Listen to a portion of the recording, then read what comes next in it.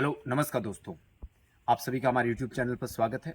Modi 3.0 cabinet का गठन किया जा चुका है और आज उनके पोर्टफोलियोज भी वितरित किए जा चुके हैं। कल आपने देखा होगा कि प्रधानमंत्री नरेंद्र मोदी और उसके कैबिनेट ने भारतीय संविधान के अनुच्छेद 75 के तहत भारत के राष्ट्रपति के समक्ष तीसरी अनुसूची के प्रारूप के तहत पद और गोपनीयता की शपथ ली थी। कल उनके मंत्रालय नहीं दिए गए थे, सिर्फ मंत्री पद की शपथ ली थी। आज उनको मंत्रालय दे दिए गए हैं, यानी किस मंत्री को कौन सा मंत्रालय मिलेगा ये आज दिया जा चुका है। जैसा कि आप जानते हैं, नरेंद्र मोदी का जो ये कैबिनेट है और ये जो मंत्री परिषद है अब तक का सबसे बड़ा मंत्री परिषद है, जिसमें कुल 72 मंत्री अब तक नियुक्त किए जा चुके हैं। भारतीय संविधान के अनुच्छेद 75 के तहत ये प्रावधान है कि मंत्री परिषद में मंत्रियों की संख्या लोकसभा की कुल सदस्य संख्या से 15% से अधिक नहीं हो सकती, यानी अधिकतम 81 मंत्री बनाए जा सकते हैं। और मोदी अब तक 72 मंत्री बना चुके हैं, यानी अब मोदी के मंत्री परिषद के विस्तार की संभावनाएं बहुत कम है। अगर हम बात करें इन 72 मंत्रियों में, तो इसमें 65 जो है वो पुरुष हैं, जबकि 7 महिलाओं को मिनिस्टर्स बनाया गया है। इसके अलावा 61 मंत्री ऐसे हैं जो भारतीय जनता पार्टी से आते हैं और 11 मंत्री ऐसे हैं जो कि अन्य जो पार्टीज हैं, जेडीयू, टीडीपी और जो उनके अन्य एनडीए के घटक दल है उनसे आते हैं। जेडीयू और टीडीपी जो कि सबसे बड़ी पार्टीज हैं एनडीए की, बीजेपी के बाद में, तो उन्हें दो मंत्रालय दिए गए, एक कैबिनेट मंत्रालय और एक राज्य मंत्रालय दिया गया है। अब हम बात कर लेते हैं मोदी 3.0 के तहत जो मंत्री हैं उन्हें कौन सा पद मिलता है। 17वीं लोकसभा 2019 से 2024 के बीच में जो मंत्री आपने देखे थे वही आप 18वीं लोकसभा 2024 में ज्यादातर देखने को मिलेंगे।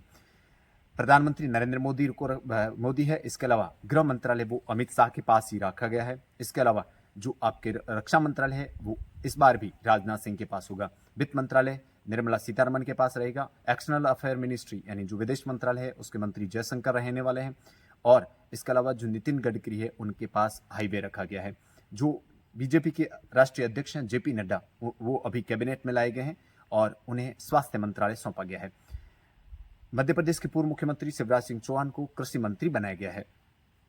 गठबंधन के जो साथी हैं, यानी बीजेपी के साथ जिन्होंने गठबंधन किया है, उनको जो मंत्रालय दिया गया है, कुमारस्वामी जो जेडीएस से आते हैं उनको भारी उद्योग और स्टील मंत्रालय दिया गया है। जीतन राम मांझी जो जेडीएस नीतीश कुमार की पार्टी से आते हैं उन्हें एमएसएमई दिया गया है।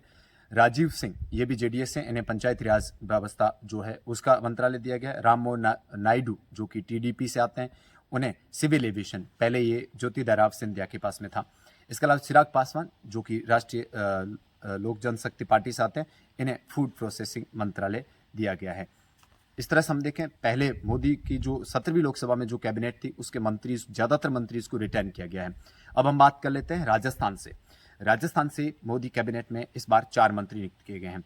गजेंद्र सिंह शेखावत जो कि जोधपुर से सांसद हैं, पहले वो जल शक्ति मिनिस्ट्री उनके पास थी, अब उन्हें संस्कृति और पर्यटन मंत्रालय दे दिया गया है। इसके अलावा भूपेंद्र सिंह यादव जो कि अलवर से सांसद हैं, उन्हें वन और पर्यावरण मंत्रालय दिया गया, पहले भी इस मंत्रालय में काम कर चुके हैं। इसके अलावा अर्जुन राम मेघवाल बीकानेर से सांसद हैं, उन्हें कानून मंत्री बनाया गया है और पहले भी ये कानून मंत्री थे। और नया नाम जो हमारे सामने आया है वो है भागीरथ चौधरी का, जो कि अजमेर सीट से सांसद हैं और जाट समुदाय से आते हैं। उन्हें कृषि और किसान कल्याण मंत्रालय दिया गया है। ये मंत्रालय पहले कैलाश चौधरी जी के पास था जो बाड़मेर जैसलमेर से सांसद थे, जो कि वर्तमान में चुनाव हार चुके हैं। तो जाट जो कैंडिडेट है उनका जो मंत्रालय था वो इन्हें दे दिया गया है। लेकिन भागीरथ चौधरी जो है वो शिवराज सिंह चौहान के साथ मिलकर के कृषि मंत्रालय संभालेंगे। तो मोदी के इस 72 सदस्य कैबिनेट में या मंत्री परिषद में 2 मंत्री ऐसे हैं जो संसद के सदस्य नहीं हैं।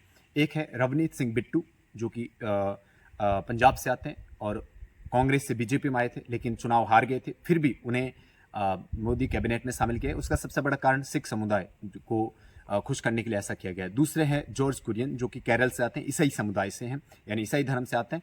और केरल में इन्होंने, बीजेपी ने एक जो सीट जीती है उसमें इन्होंने बहुत मेहनत की थी, इस कारण इनको भी मंत्री बनाया गया है। ये दोनों संसद के सदस्य नहीं है। अनुच्छेद 75 में प्रावधान है कि किसी को अगर मंत्री बनाया जाता है तो उसे 6 माह के अंदर संसद का सदस्य बनकर आना आवश्यक है। इन दोनों सदस्यों के संसद से, लोकसभा से सदस्य बनाने की संभावना बहुत कम है। इस कारण हो सकता है इन्हें राज्यसभा से आपके संसद में लाया जाए।